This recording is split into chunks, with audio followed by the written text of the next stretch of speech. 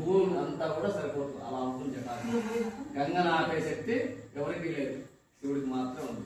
ఎందుకు ఆ గంగన శిరస్సు మీద ఎత్తుకున్నాడంటే భూప్రపంచం అంతా కూడా ఆవిరైపోయి ఇలా చీలిపోయినట్టు, చీలికలు అంతా భూప్రపంచం అంతా చీలిపోయింది. సో అప్పుడు ఏం చేసాం, ముక్కోటి దేవతలంతా వెళ్ళి శివుడి దగ్గరికి వెళ్ళి అయ్యా ఇదైతే అట్లా మొత్తం నా బీజం మొత్తం నాశనం అయిపోతుంది, అంత శ్మశానం అయిపోతుంది ప్రపంచం అంతా కూడా, మీరు ఏదో ఒకటి చేయాలంటే అప్పుడు ఆ కోరిక పెడుతుంది.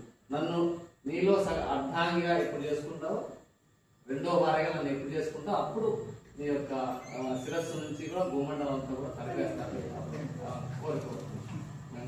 సరైన ఆమెకు ప్రజల ప్రపంచం కోసం ఆయన రెండో వారిగా సహాయించాడు అంతే. ఆయన ఎప్పుడు కూడా తాగడం ఇలాంటివి ఏముండవు. ప్రజల కోసం ఆయన గంగాదేవి ఎడం పక్కన పెట్టుకుంటాడు, కుడి పక్కన సొంత వారి, ఎడం పక్కన ఎడం. కాబట్టి ఆ నిండు పౌర్ణమి రోజు ఆయన యొక్క జటాజూటాలన్నీ కూడా భూప్రపంచం అంతా ఆరబెట్టేసి దాంట్లో గంగను ఆకాశం నుంచి దూకమని చెప్పారు. అప్పుడు ఆ దూకగానే పౌర్ణమి రోజు ఆ జటాజూటాలన్నీ కూడా ఆమె చుట్టేసుకుని పైన ఆ హెడ్ వరకు కూడా ఆ జటాజూటాలంతా ఆంజనేయతో ఎలా చెప్తారు అలా మొత్తం చుట్టేసుకొని ఇక్కడ దాకా ఆపేస్తారు. అప్పుడు ఆ నోట్లో నుంచి ఇలాగా గంగ భూమి ధార శివుడికి ఎలా పోయాలంటే పంచామృతాలు ఇలా తాకిపోదు, ఇలా శివుడి యొక్క గంగ ఎలా అలాగా ఇలా హైట్ నుంచి కరెక్ట్ గా ఒక జాన పైన కూడా వస్తూ ఉంటారు. ఎద్దు యొక్క వాహనం మీద కూర్చొని ఉంటాడు.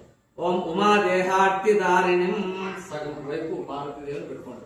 అమృతేనామృతం శాంతం దివ్యభోగ సవిన్వితం ప్రతి ఒక్క కపాలంలో అమృతాన్ని సేవిస్తాడు, ఏం ముట్టుకోవడానికి అమృతాన్ని మాత్రం తీసుకుంటాడు. దిగ్దేవత సమాయుక్తం సురాసుర నమస్కృత్యం ఇలా అందరినీ కూడా అభయస్థం పెట్టి ప్రపంచాన్ని కూడా చూపిస్తూ. ఓం నిత్యం చ శాశ్వతం శుద్ధం ధ్రువమక్షరమవ్యవం. ఆయనకి ఏమి గోత్రనామాలు ఏముండవు, పరవశివ గోత్రం అంతే. పరవశివ గోత్రం ధ్రువ నక్షత్రం, ఆయన ఆరుద్ర నక్షత్రం కాబట్టి రాహుడు అవుతారు, కానీ ఆయన యొక్క నక్షత్రం ధ్రువ నక్షత్రం. 4 దొంగలు, పట్టమంచము 3 దొంగలు పైన ఆకాశంలో కూడా. ఈ దొంగలు ఏంటంటే ఆ పట్టమంచాన్ని పట్టుకొని, పట్టమంచం పూర్వం ఎలా ఉంటుందంటే చెప్పారు నేను, పట్టమంచం పట్ట అంటే మొత్తం బంగారంతో సంబంధించిన మంచం ఆకాశంలో తెలుస్తూ ఉంటుంది. ఆ ఆకాశంలో పట్టమంచాన్ని పట్టుకునేది 3 దొంగలు ప్రవేశిస్తూ ఉంటారు.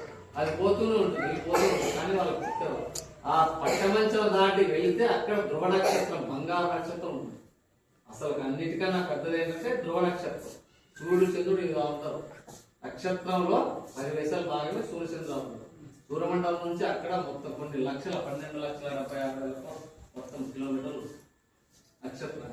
అలా ఆ నక్షత్రాల నుంచి ఆకాశానికి ఇంకా లెక్కలేదు కాబట్టి సూర్యచంద్రాలు చిన్నగా ఉంటాయి. కాబట్టి దిగ్దేవత సమాయుక్తం సమాసర నమస్కృత్యం నిత్యం చ శాశ్వతం శుద్ధం. విష్ణు రూపం ఎవరు